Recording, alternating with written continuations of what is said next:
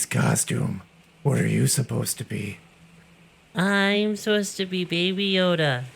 Wow, I like space stuff. Do you like space stuff? Yeah. It's not very Halloween-y, is it? I guess not. It kind of depends. What if haunted house in space? Oh, that sounds like it would be a really fun, cool time.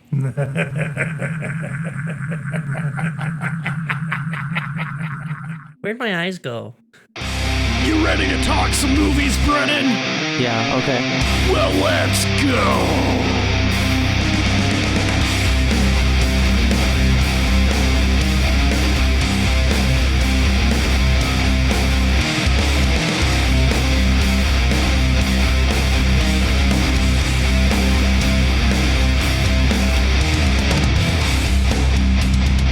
Corrupted youth.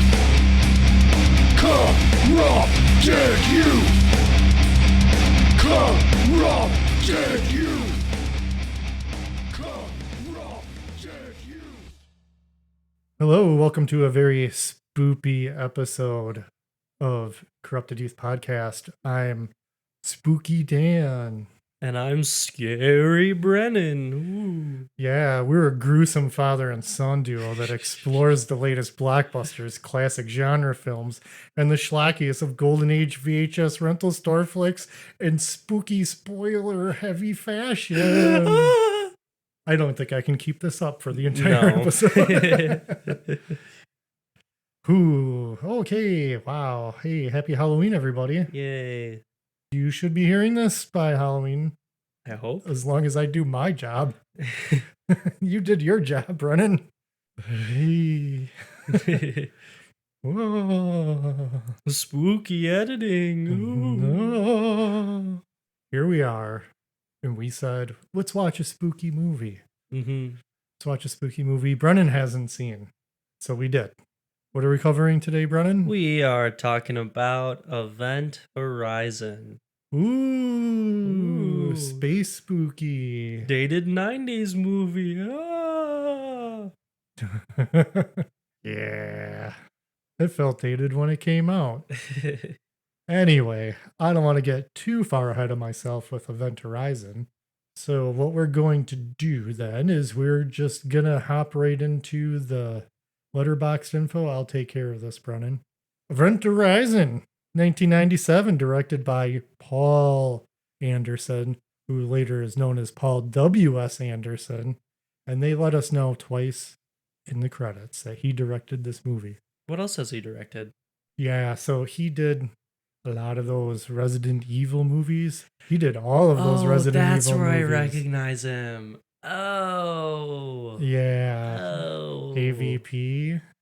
Mortal Kombat. Oh. So he just makes all the hits. Pompeii. Soldier.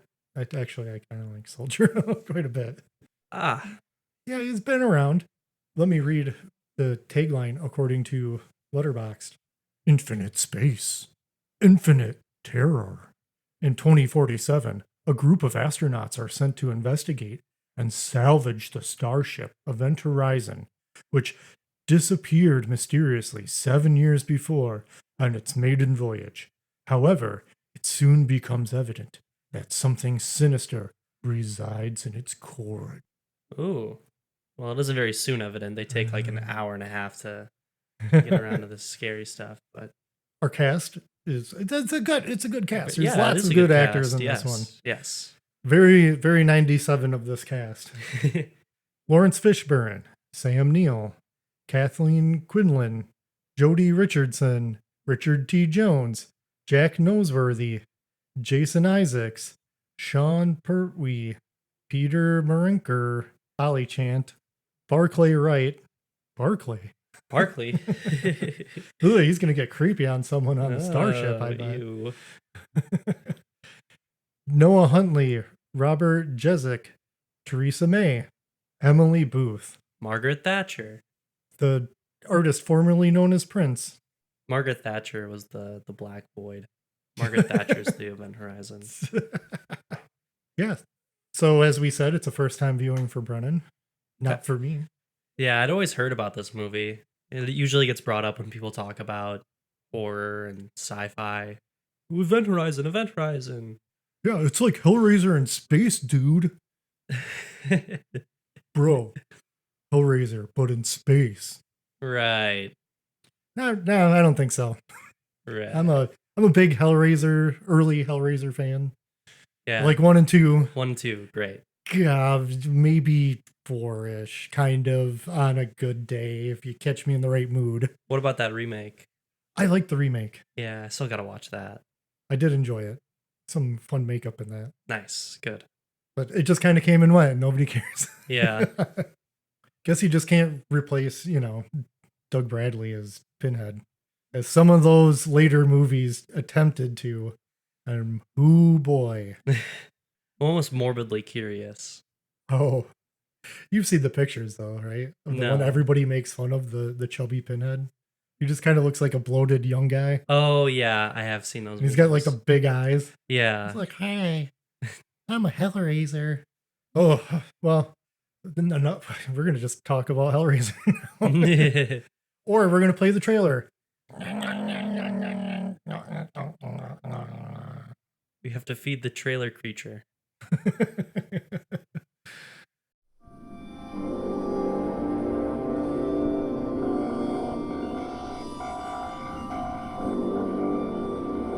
At 0300 this morning, TDRS picked up an automated navigation beacon broadcasting at 2-minute intervals in Neptune orbit.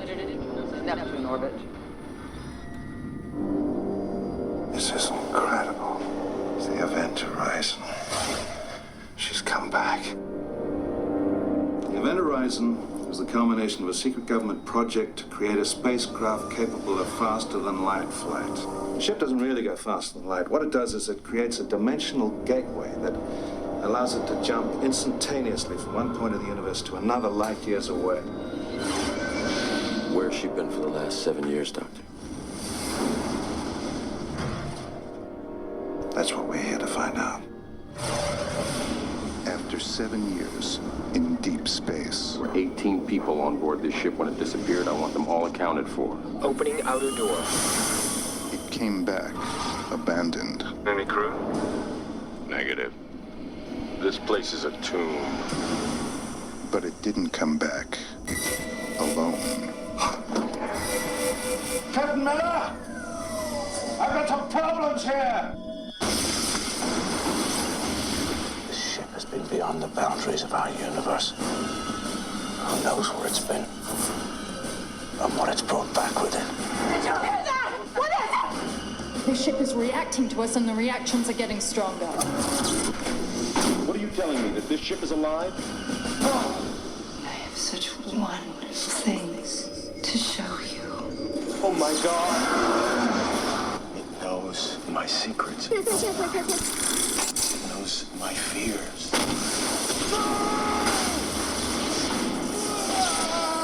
Vacate, I want off this ship. You can't leave. She won't let you. God help us.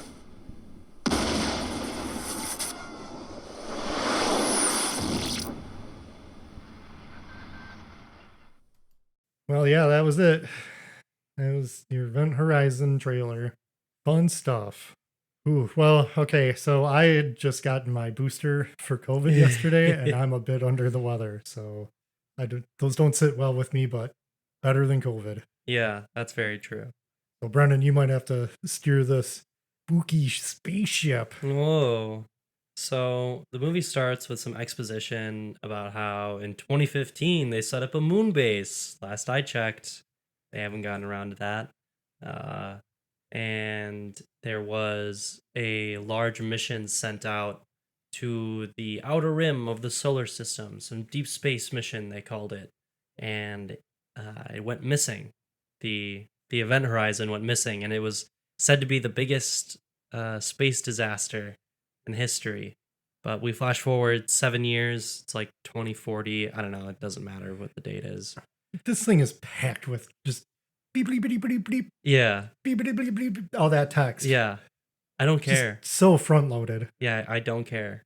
It'll just be like, whoa, we're at Neptune now. Yeah, I can see that. I see Neptune right there. You don't need Anything to that tell gets me. brought up in that text is said by people, Yeah. except for like the weird history lesson on space stuff. Yeah. Don't care. It's not necessary. Yeah. So we start off with Dr. Weir, who I just want to call Dr. Grant, guy from Jurassic Park. And Yeah, Sam Neill. I just refer to him as Doc in my notes. I feel that this comes up a lot in our movies. yeah. There's just a Doc. Yeah. So Doc's like, I don't know, just getting ready, shaving or whatever.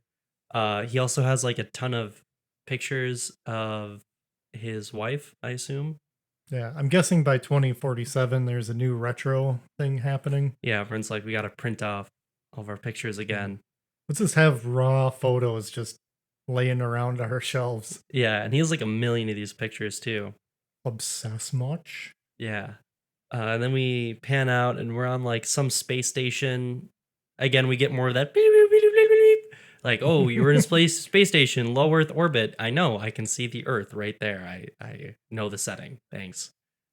Yeah, I just have in my notes Lewis and Clark, rescue ship doing an aliens. Yeah, because he gets brought on board the Clark, the spaceship run by Morbius guy. Oh, yeah. Lawrence Fishburne playing Captain Miller in this. Captain Miller, yeah. Sometimes called Skipper. Everybody kind of has more than one name in this movie, and there's a lot of people in it for a small movie, and it made it a little difficult to keep track of. Yeah, it's pretty annoying. Especially when you hear them call somebody one name, and then in another scene, they're calling him something else. What the heck?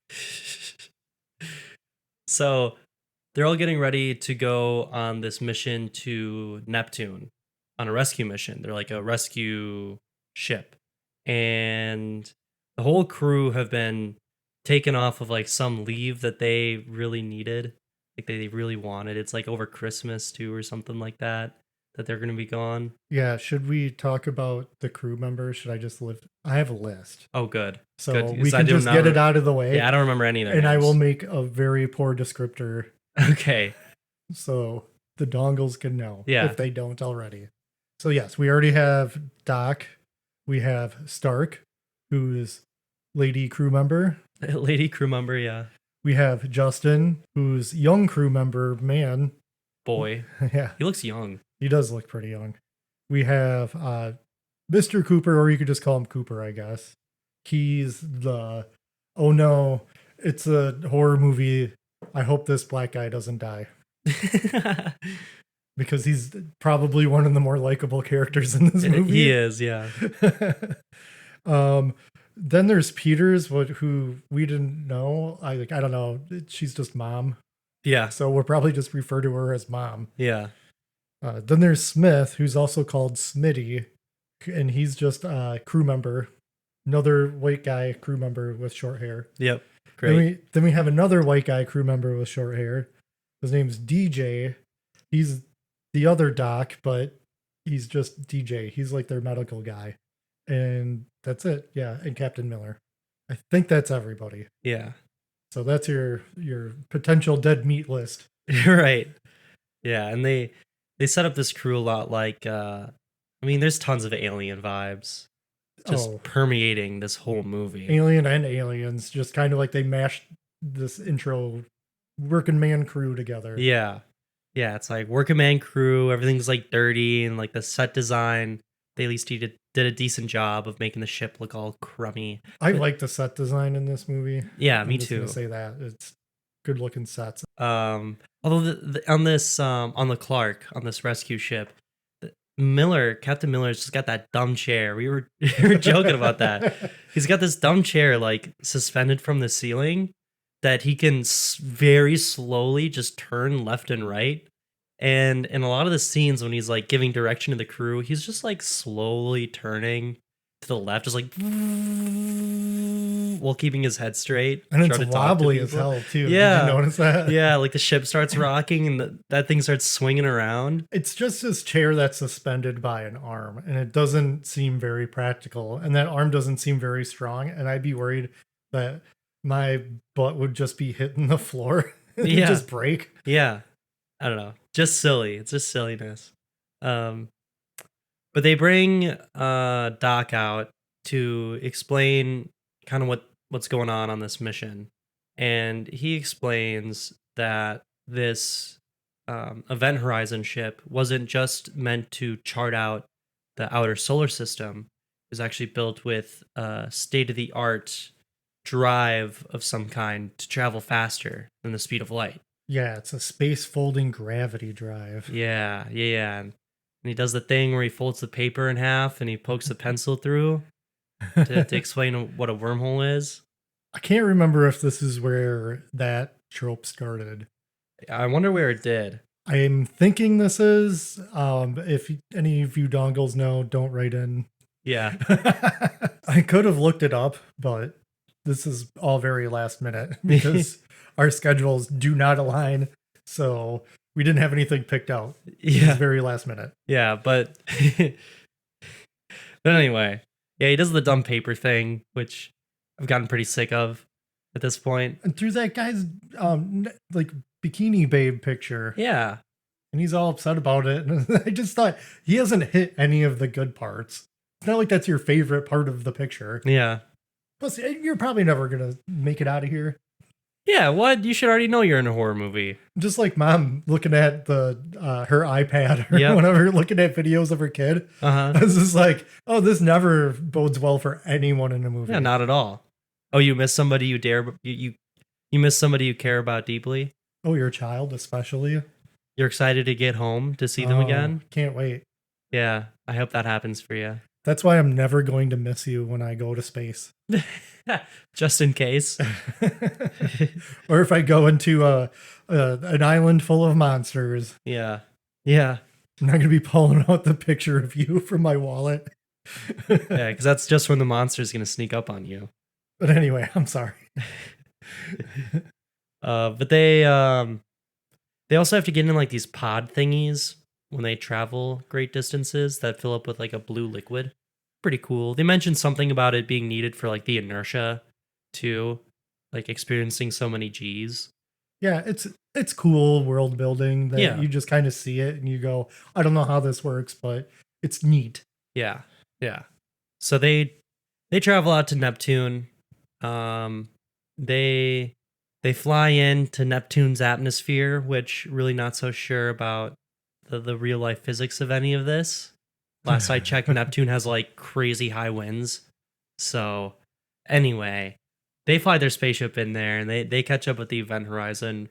Yeah, sorry. Oh yeah, you go ahead. But earlier during our alien scene, there was a spoopy message that gets played. Oh, that's right. Yeah, because they're like, oh, we got this one recording from the Event Horizon back, and it's just like screaming in terror. And monster noises or something. Yeah. And then a man speaking Latin.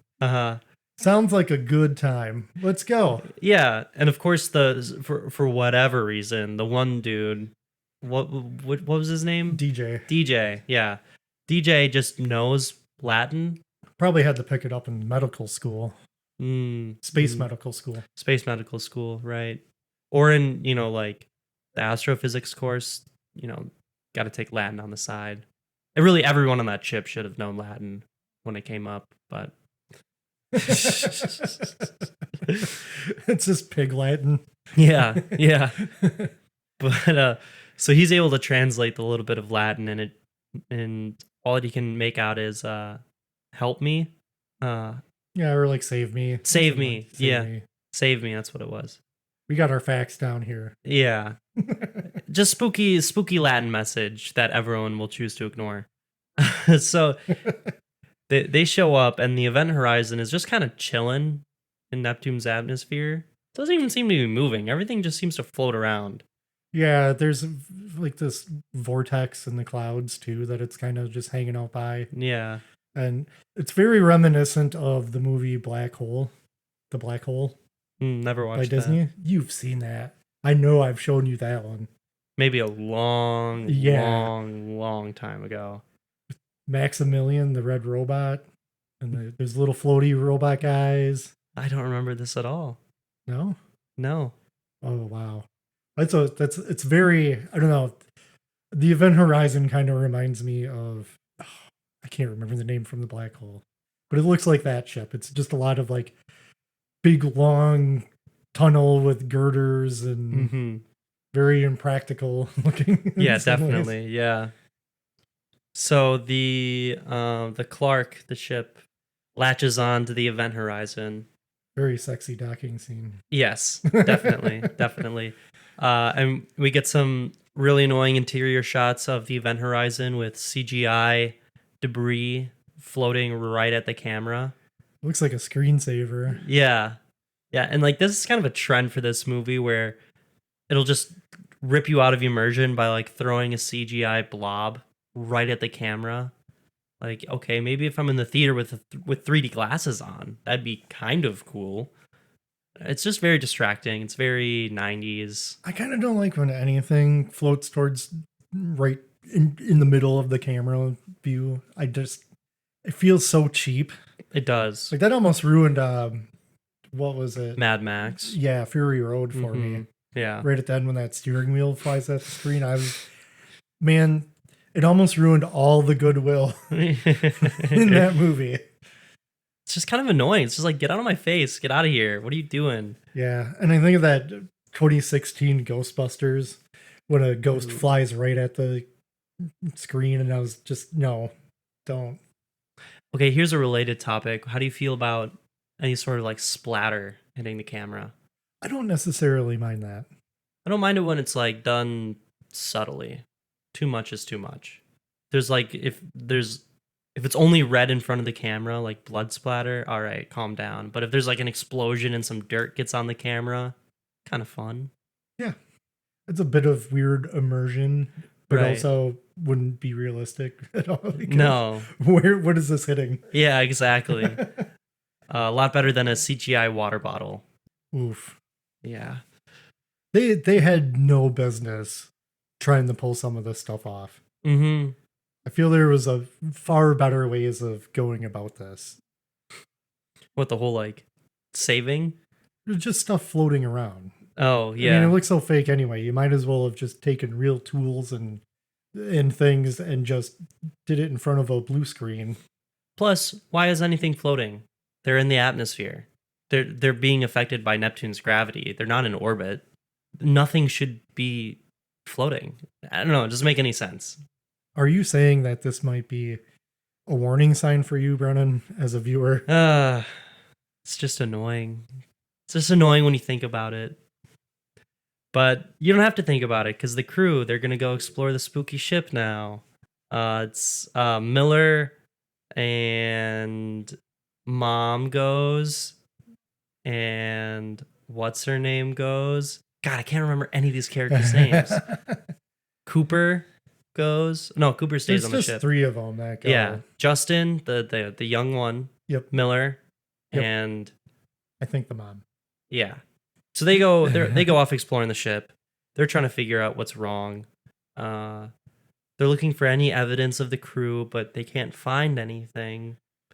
And Justin goes into like the engineering, and he finds the weird drive thingy, and this thing looks pretty cool. This is easily the coolest set. Yeah, I mean, why would this thing need spikes all over the place? Doesn't matter. It looks cool. I think, if I remember correctly, for the design work, they really wanted to give it a gothic feel. Yeah, I could see that. Yeah, it's very ornate. Mm-hmm. In an old-timey way. It's pretty cool, though. I like it. It's very sci-fi, yet also very, I don't know, like spooky. Yeah, it's like the exact tone of the movie in that set. It's like 3 cool rings just like rotating over each other with like a weird sphere. Yeah, that was pretty neat. Miller ends up getting spooked by a hand floating past his face, which I mean, rightfully so. Sure. And Mom or whatever finds some like blood up on the deck. I don't think she notices it. I think she just kind of... She sees it and she says, she's like, oh, I got some blood here. But yeah, but there's like far more gore behind her. that Yeah, she right. doesn't She see. just doesn't even Where see it's it. just like skulls and stuff pasted onto one section of wall for some reason. Yeah. I don't know how you missed that. And this part was a little confusing too because uh it cuts back to the people on the other ship watching, and there are cameras on their suits, but sometimes they're describing what they're seeing and people are talking to them like they can only hear what they're saying, and then other times they're reacting to what they're seeing on the cameras.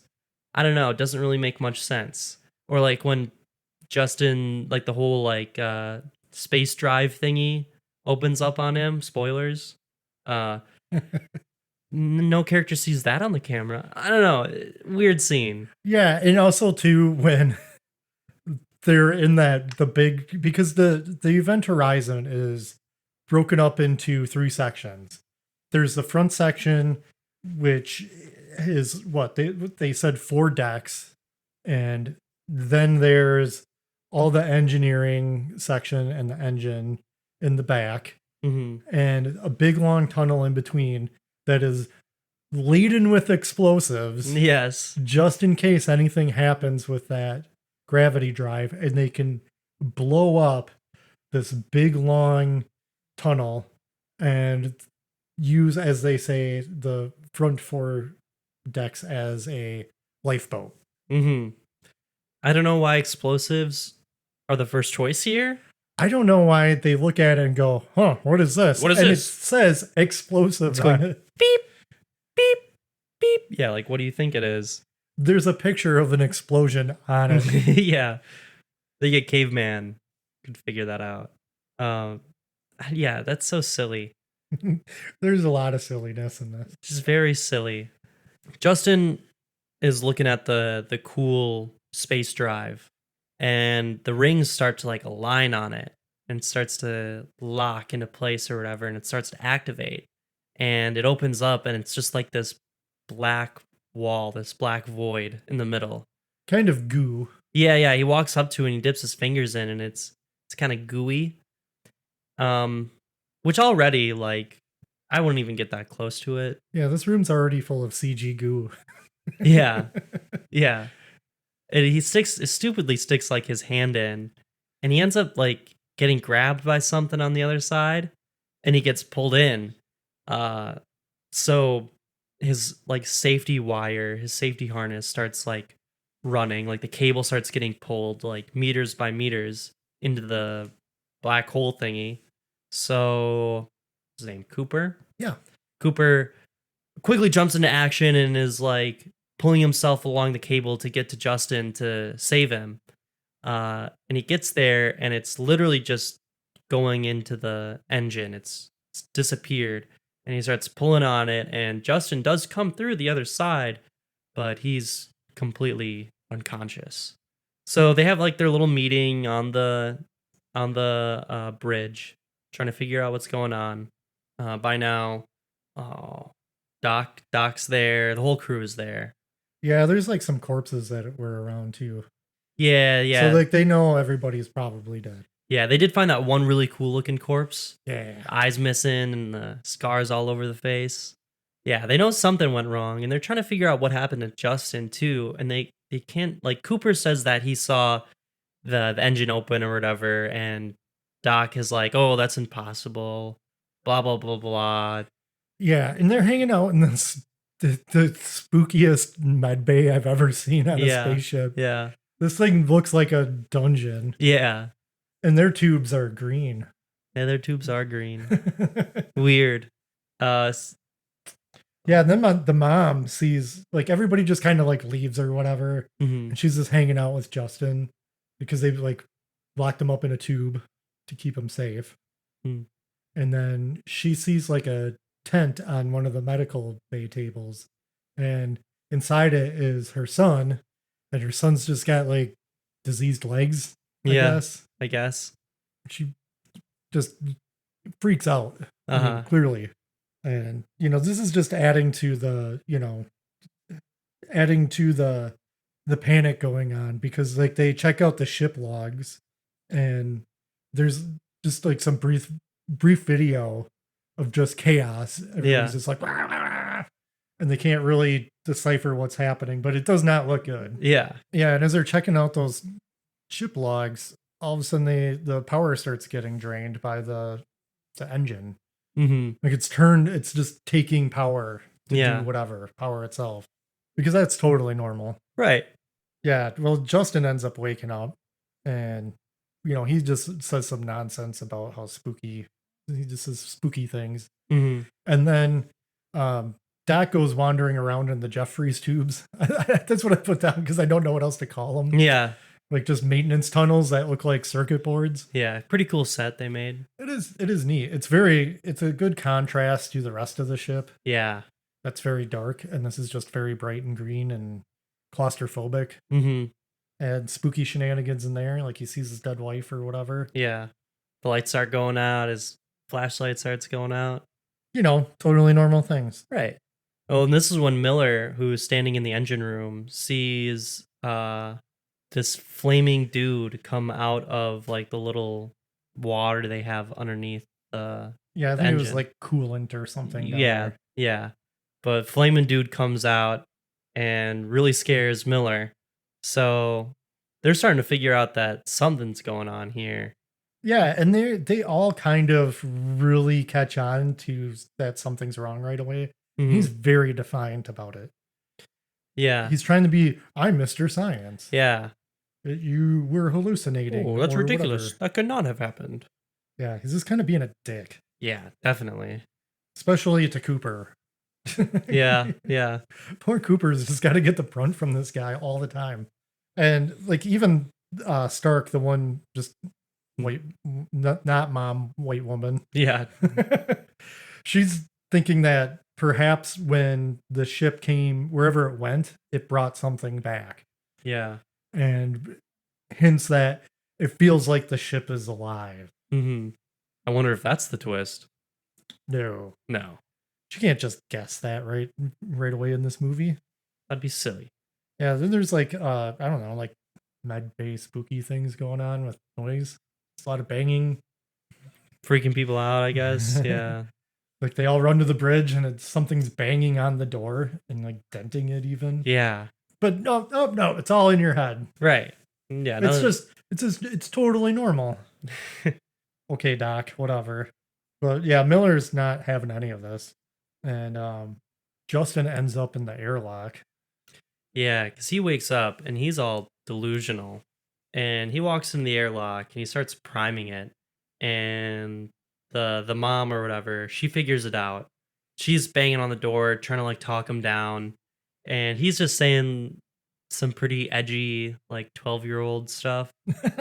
Like, the darkness inside of me. It's the black void inside of me. It showed me all this darkness. My eyes and darkness. I think they found one of my high school poetry notebooks. Yeah.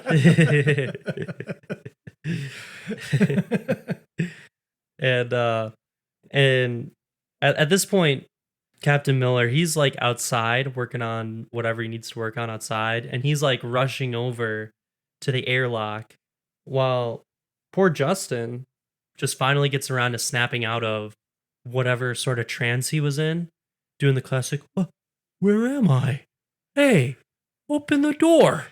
Like, get me out of here. And he starts to freak out. And you see his arms, and they're all like weird and veiny. Yeah, and him and Mom have this weird exchange too, where they're calling each other Mama Bear and Baby Bear. Yeah. That never. Yeah. Listen, I know they cut a bunch from this movie. It was probably more boring.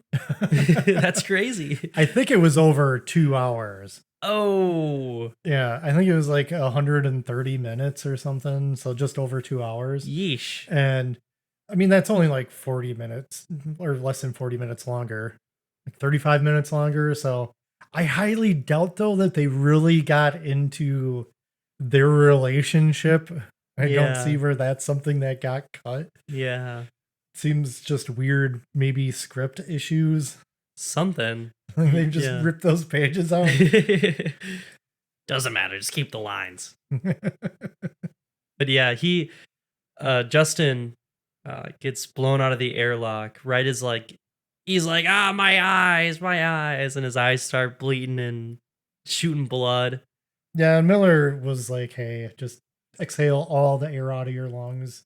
Yeah, he actually told him the right thing to do. If you're facing like decompression, get all the air out so that way it doesn't get literally sucked out and like, crush your lungs like it can. And also to like keep your mouth open. I don't know, equalize the pressure in your body.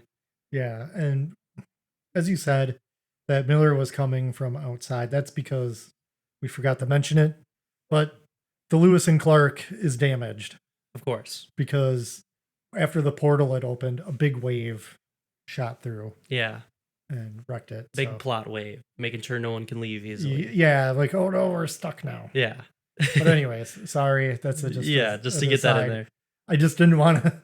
It just came back to me of like, hey, we forgot to mention a very important part of this plot. Yeah. I guess. But anyway, so poor old Justin gets blown out the airlock and is thankfully caught by Miller, and they float back inside.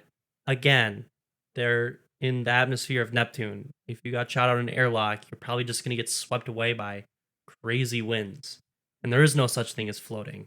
There's more gravity there than there is on Earth. This whole thing's bothering me. They should have just set it in space.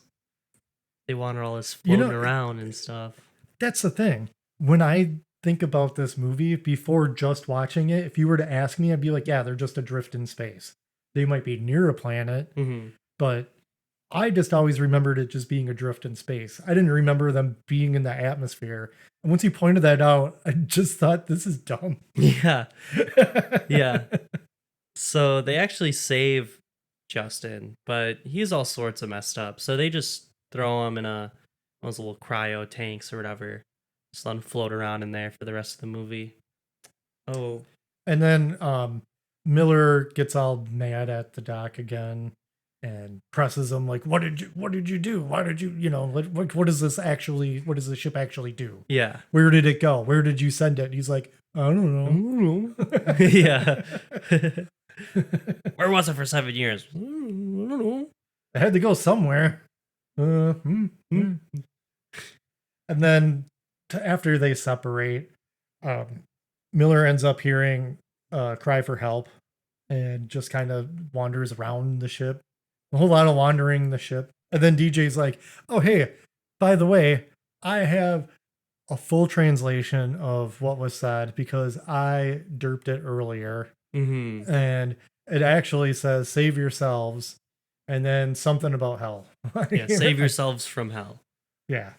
And not ominous. No. Not at all. No. I do appreciate, though, like how Miller and everybody else is just, we're getting the hell out of here. We're not sticking around. Yeah. Because even that DJ guy just knows that there's a weird vibe. You can just like feel it. Yeah. It's super logical. Finally, characters coming to the right conclusions. Hey, should we see this mission through on this scary hell ship? No, we should probably just leave. Yeah, so apparently, like, did the ship go to hell? But the Lewis and Clark gets mostly fixed, so that's good news. And then they end up watching another, like, it just kind of comes on, another log entry, where it is super messed Craziness. up. There's, like, people shoving their whole hand in other people's mouths and blood's coming out. Yeah. Looks like everybody's just, like, having sex with each other, too. Everybody's just naked and going wild. Dude's holding his own eyeballs out. Yeah, he's like, hey, look at me. Yeah. And then they're just extra like, yeah, we need to leave. Yeah, that's a definite sign of just get off of that ship. Yeah. Yeah, they went crazy. Yeah, but the doc starts kind of acting weird at this point. And I don't like this progression. It just doesn't. I feel like we've spent too much time doing other things. And he's been Mr. Science and Logic. And he's only seen his dead wife or whatever in a vision type of thing, or in the Jeffries tube. And I don't know. He just starts getting super crazy. Yeah. Starts having like flashes of the engine and stuff. Yeah. And around this time too, Even the mom, because they're taking out those what are they called? Carbon filters or whatever. Yeah, carbon scrubbers. Yeah. They're just like tubes. A fun little world building thing. Plot tubes. Yeah, plot tubes. And they need to put them back on the Lewis and Clark. And she ends up seeing a vision of her kid. And it's just like, well, I'm going to follow this. Of course. Dumb. Why would you even do? They know they're on like a haunted ship. Uh-huh. And they can't trust anything that they see. You can't tell me that she misses her kid that much. It's dumb. Like, you would know, like, my kid's not on the spaceship. Yeah. Is my, like, mental check real quick. Is my kid on Neptune? No. Oh, that's not my kid. Probably a demon. Right. Yeah, but she's clearly all delusional. And she goes off to follow her not kid all around in, like, the engine room, climbing up all these ladders and stuff. And finally she comes face to face with the kid. And she's so happy. She's so overjoyed. She's going to go hug him. And oops, giant pit in front of her. And her mannequin bounces all the way down before landing right on the catwalk in front of the engine with a pretty nice little splat. Yeah, it's pretty fun. Like, there's the cool liquid or whatever on the bottom. Everything just kind of, you can tell, like, it looks like she hits with force. Yeah, it gets all bloody. Yeah. And she kind of even saw that before it happened. That's another thing. Yeah. Like, everybody just kind of has a weird, little quick vision of their own death before it happens. Yeah. Kind of dumb, I guess. Like, except the characters that don't. Yeah, that's weird. But the doc has a good vision here. Oh, yeah. Where all of a sudden he's back at home and he's seeing his wife and he's talking to her and apologizing to her about not being around enough because he's busy. He had a job. Yeah, trying to build a little hell drive. I got a creepy spaceship I have to build. Yeah. She ends up unaliving herself in the tub. Oh. Well, you never know. Sometimes these things get picked up. It's a very touchy topic. No, unalive is just a thing to stop censors from taking down videos. That's where the term comes from. Yeah, I know. That's why I said it. Oh. That's so lame. It is lame. But yeah, then she is just hanging out and kind of weird to get boobs in this movie at this point. Yeah. It kind of wasn't. I was like, I don't know. I don't want to see dead lady boobs. And it just felt very unnecessary. Yeah. Yeah, that was random. I didn't need that. Yeah, like, I don't know. You could put a robe on her. Something. Yeah, do something. Jeez. Have some respect. Right. I guess they just got to put boobs in anyway. Yeah, I mean, hey, gets people like Pete want to see boobs in movies all the time. Don't you, Pete? I'm just kidding. That's fine. Oh, at this point, yeah, it's like a result of that vision. Yeah. Claws his own eyes out. Uh-huh. It's very eyelessness is a theme in this movie. Running theme, yeah. Yeah. Not as creepy as it was in The Devil's Reign. Oh yeah. Those eyeless people gave me the creeps. Yeah, that was cool. And here it just looks like bad CG. Yeah. Sometimes a prosthetic. Yeah, it looked weird most of the time. Oh yeah, that Smitty guy, he's like, the doc just went to the Lewis and Clark, and then Miller, who's just hanging out in the tunnel, goes, hey, looks like an explosive's missing. Yeah. And you're like, oh crap. Yeah. And yeah, and then Smitty gets an explosion in the face. But Cooper was outside working on the Lewis and Clark and ends up like on a chunk of ship that just gets rocketed into space. And he's probably like, what would you say, 100 miles away at this point? Way more than 100 miles. 1,000 miles? You can't even see the ship from there. He can see all of Neptune within his field of vision, I'd say. That's like really far away from where he was. Well, first off, any explosion that strong to send you like into space from Neptune. Again, big planet, lots of gravity. Well, the gravity doesn't matter here. Even without the gravity, that force still would have killed him. And then he's just floating out there, having a little comedic moment where he's like, oh, why does this always happen to me? Like, he's not in like the worst situation ever. And he's like, oh, I know what to do. I'm going to use my oxygen tank and I'm gonna fly back. What? You're gonna fly back with whatever oxygen you have in your tank, and you're gonna fly through Neptune's atmosphere and just catch back up with the guys? So he just rockets off or whatever because this movie's stupid. He starts flying back and he just appears later because now Captain Miller, who just saw the explosion, he's all devastated, obviously. But at this point, he's pretty much done with Dr. Dr. Grant.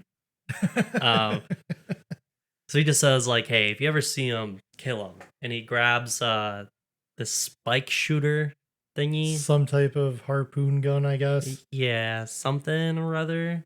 DJ's in the med bay, and he gets it real good by the eyeless doc. And this is probably where everybody is like, oh, it's Hellraiser in space. Yeah. Because he just kind of hangs him up by some hooks. But he, like, cut him open, and all his guts fell out on the... Yeah. Like, one of the medical tables, and it's a pretty cool prop. Yeah, it is very cool. It's like the coolest part of the movie. So yeah, that was pretty cool. The Doc goes up to the bridge where Stark is, and he's all eyeless now. He's all messed up, and he starts to punch in the buttons to turn on the evil hell drive. I like how you just started calling it the evil hell drive. I mean, I guess that's exactly what it is. That's what it is, yeah. Yeah, and there's this whole explanation about how the ship actually went, not necessarily to hell, but just a dimension of pure evil. Yeah. Hell is just a word, he said something like that. And that apparently when the ship came back, it's like now alive. Yeah. An entity unto itself. Yeah, a malevolent being that just wants to go back to hell, I guess.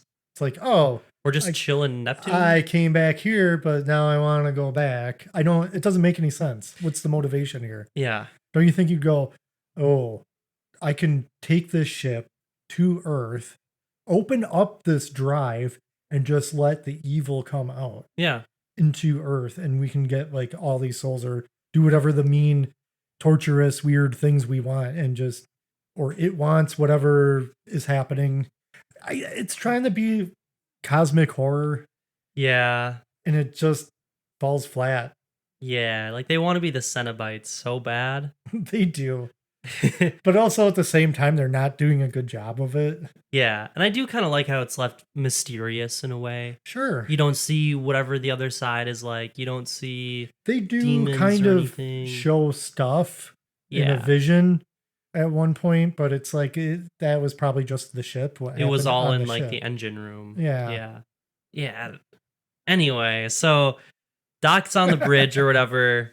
Miller's got like the nail gun or whatever. They're having their little standoff, their little conversation. And who would interrupt but Cooper just flying in, just banging on the window like, hey guys, hey. It's the one window on the ship. Yeah. It's like, hey, let me in. Yeah, let me in. And so Doc shoots the window with like one of the harpoon guns. Why would you do that? Yeah.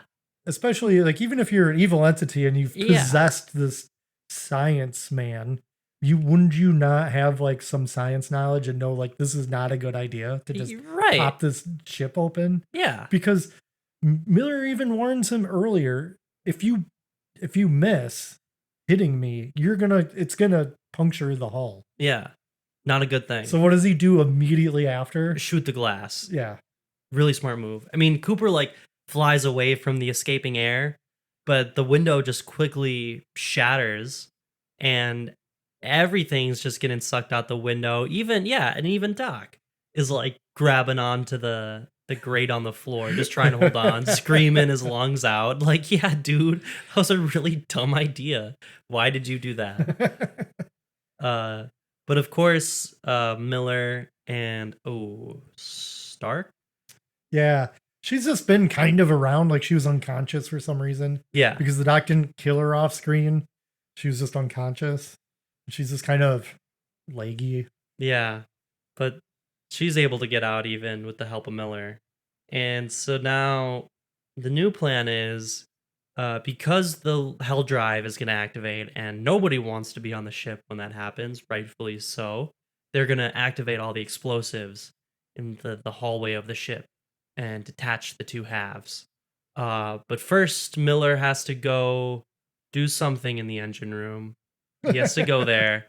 At this point too, Cooper ends up trying to get in through one of the airlocks because he's just still alive still somehow. Yeah, somehow he managed to get around after being blasted back by that big burst of air that came out from the hole from the harpoon gun. Yeah.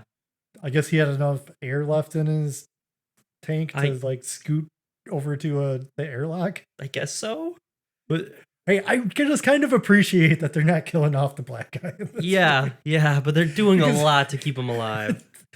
Yes, I feel that this is a result from some type of screening. They did a screening and people went, I don't want that guy to die. Like he died in the explosion. They brought him back. And then he died from the harpoon or whatever in the glass breaking. Everyone got mad again. And they're like, it's too late to change it. I remember the first time I watched this movie and he showed up at that airlock door. I was just like, give me a break. Yeah. Come on. Yeah. What are you doing now, movie? Because this is just such a snowball of events that is just happening for reasons. Mm-hmm. And like, he's alive and we're at the climax of the movie and he does nothing. Neither does Stark, to be fair. This is like Miller's show now. Yeah. But they just kind of like, we're just going to go hang out in this chunk of ship. Yeah, we're going to sit on the lifeboat and wait or whatever. I don't know why Miller had to go back. That's right. Miller ends up having to go to the engine room because he gets chased by Flaming Dude who just shoots like fire spooge at him. Yeah. I don't know. It looked like it came from his crotch. Like, what is happening here? What is going on, movie? Yeah. Oh, yeah. That's so stupid. So, yeah, of course, he has to run into the engine room. And the thing with this whole thing, we forgot to bring it up, is because this movie is really making my brain hurt. The reason he's having this vision of this flaming dude is because there was a crew member once that he had to abandon because he was engulfed in 0G flame. And that was a pretty fun scene, like that little monologue Miller had. Yeah. Like, you ever seen gravity or fire in 0G? It's beautiful. All that, whatnot. No, I mean, you got Lawrence Fishburne. Yeah, you got to use him. I mean, he's everybody does fine in this movie. Yeah. Yeah. They're having a good time, I think. I could be wrong. Maybe, they're the only maybe ones. There's an IMDb.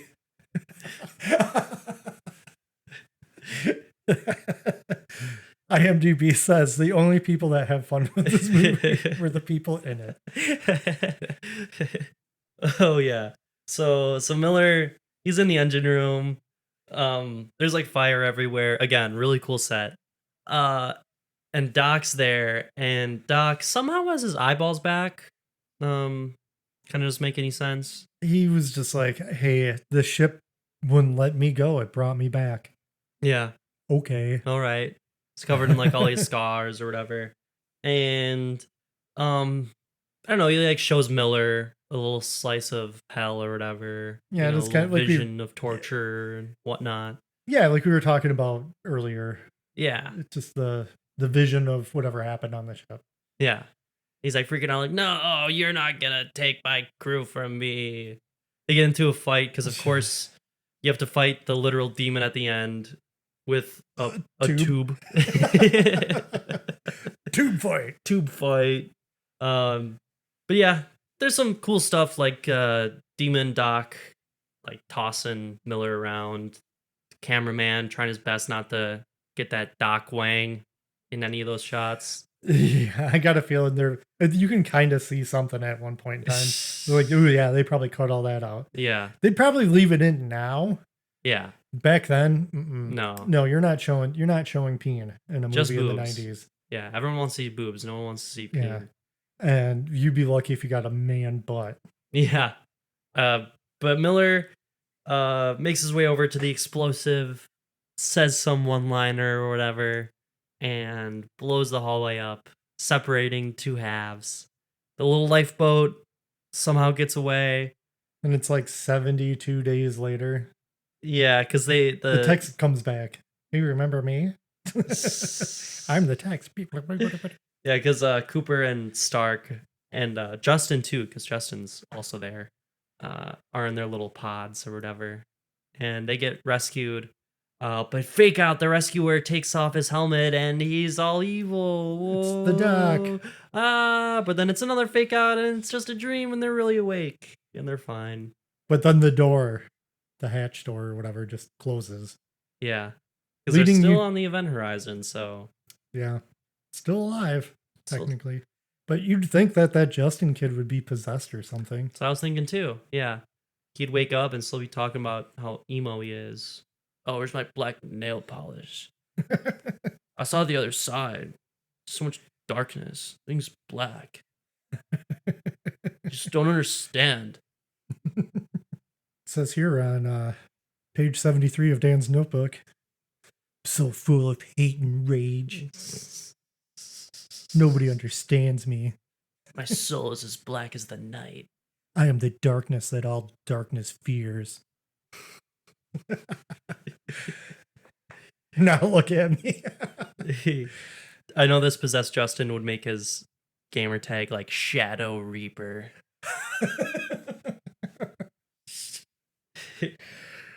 Oh, anytime anybody's got a Reaper. Mm-hmm. Yeah, that was Event Horizon. Yep, that was it.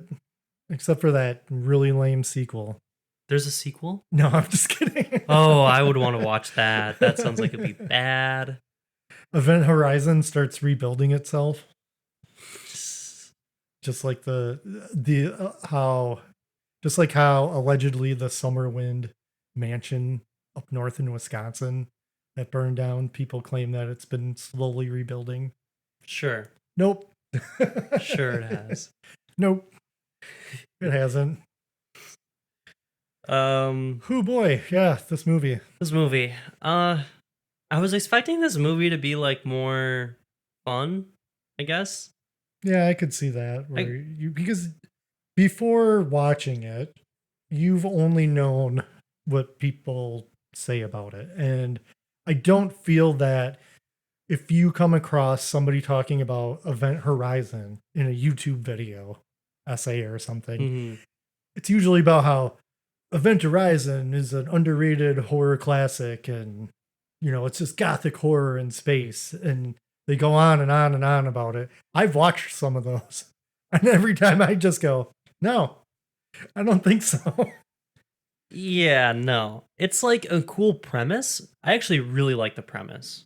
If they made a remake of this movie with decent talent, I'm sure it would actually be pretty good. I don't think they could.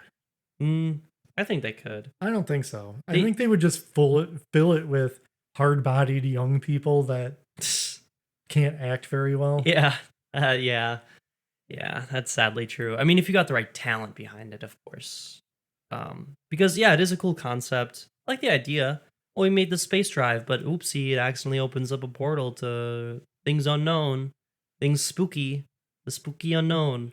Yeah, maybe that longer version has more of the descent into madness from Doc, but he just kind of hops on board pretty quick and just rolls with it. And it just feels very quick and forced because he's not even really in the movie that much. Yeah. Unless he's arguing with people. And that's about it. Yeah. And like, this movie wasn't very scary at all. Lots of cheap jump scares. Yeah. Where it's just like, here's a crazy noise. Like, I never at one point really felt like any tension or any fear for any of the characters or really anything super engaging.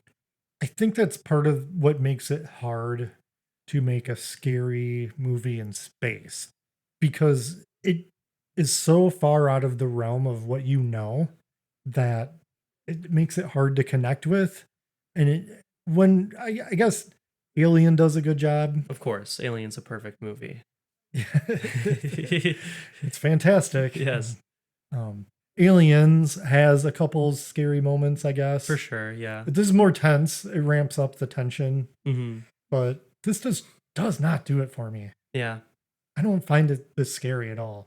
It feels very like a good idea, like you said, but just kind of edgelordy in a way. Like, oh, we're just gonna, oh yeah, what about people shoving their hands in other people's mouths while they have violent sex? I didn't even descend into madness, and he cuts up his face. Isn't that weird and scary? Yeah, see, I feel like they should have leaned more into that stuff. Like, there wasn't enough of that, like, craziness. Yeah, like the people of the crew, they just see visions, and that's about it. They're not losing their minds. They're pretty much have a grip on things the entire time. Yeah, there's that part where, what's his name? DJ, was it? Like, held the knife up to the other guy's neck. That was about as, like, close to violence between each other as they got. And that whole situation was de-escalated. Yeah. And I bet a lot of the violence did get cut. This movie's But it doesn't matter what gets cut. It matters what's in the movie. It's true. Like, they had plenty of time. They still could have put more into it, and they just didn't. It's high concept. It's high. I'm assuming it had a decent budget. It must have, yeah. Sets look nice, like we said. The models for the spaceships. Model work is gorgeous. Gorgeous. Yeah. Love me a good model. Yeah. And even, like, I don't know, scary cut up face. That's cool. But it's just the writing and the pacing. I think that's what does it. And I think that's what ruins it. I mean, the direction wasn't too bad. No, not the worst. There were some cool shots. I feel like Paul W.S. Anderson definitely has had moments where it's yeah, you know what? This is fine. This is good. Yeah. And then there's other times where I've seen some of his work. This is just awful. He's not even trying. Uh-huh. So Brennan, Event Horizon, how would you rate this movie by saying the word movie? And would you recommend? It's a movie. Would I recommend it? I'm going to say no. I'm going to say no because there are cool elements to it, but there's just not enough payoff for all the stuff you have to sit through. I don't know. Just didn't really do it for me. I think you could spend your time watching some better movies. Watch Alien instead. That's my recommendation. How about you? I found Event Horizon to be a movie. I mean, it's a movie. It's what it is. It hits the runtime. Speaking of the runtime, I think this was an hour, 30 some minutes, 35 minutes, maybe 36. Probably 30 with credits, yeah. And honestly, you feel every minute of this movie. You do, It drags. Mm-hmm. For a movie that's supposed to be giving you all this stuff, it should feel like, I don't know, more should be going on. I should feel more with this movie. And I don't. I never did. And I told you, so I told Brennan before we watched this, I said, this will be my fourth or fifth time watching this movie. And I didn't like it the first time I saw it.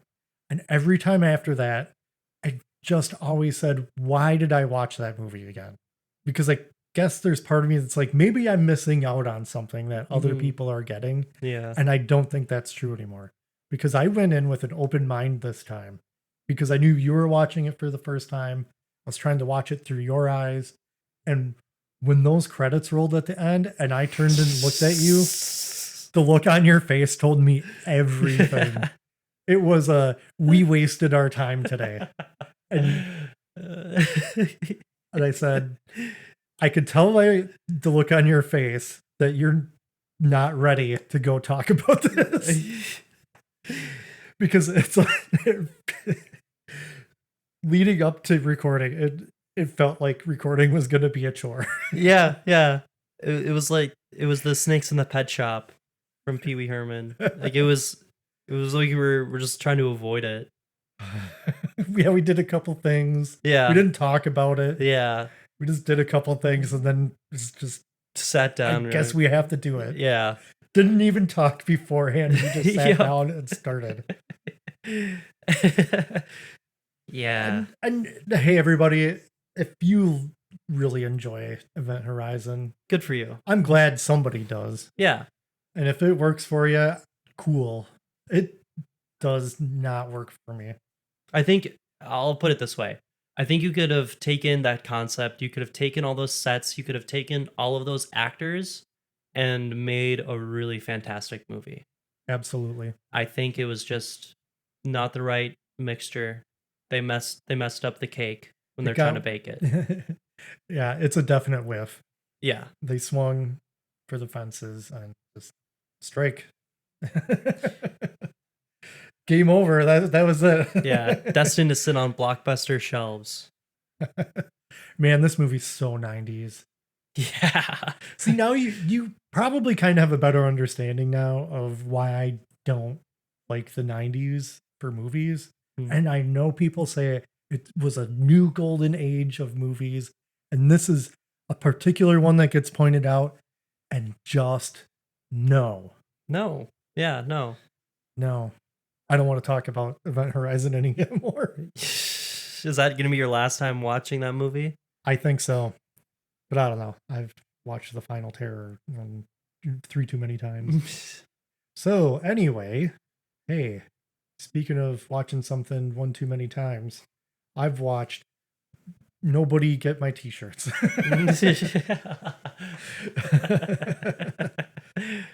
I can't pay for this software unless I sell some T-shirts. I am a poor unemployed college student at 48 years old. Buy a shirt. Yeah, come on, guys. We're just some college kids trying to make do here. We are just 2 dumb college kids. Oh, well, college men. Yeah. How are things going for you? Right on in to the Corrupted Youth Pod email. You can contact us by email. It exists. Our email. CorruptedYouthPod at gmail.com.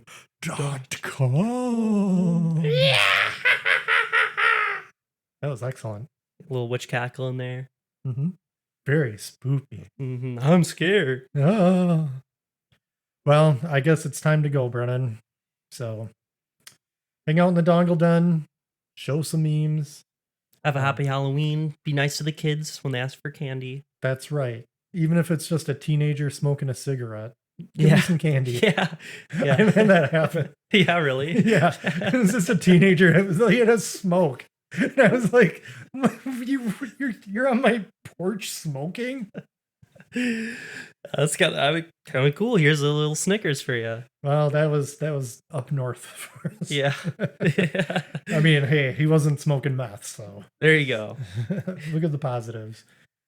Speaking of positives, thank you to our listeners, the Dongles. That's you guys, you listening right now. Yeah. Oh, this is why we do it for our 5 listener. No, actually, I'll show you some numbers. They've been interesting. Okay. But still not anything to brag about. Dongle wave? Are we expecting a dongle wave this 2024? Yeah, we're gonna break in by episode 90 in almost 8 years of podcasting. We'll catch on. Just you wait. I can feel it on my bones. Yeah. Oh yeah. And also thanks to our fellow podcasters. Thank you for your support. Hang in there, Dongles. Hang in there.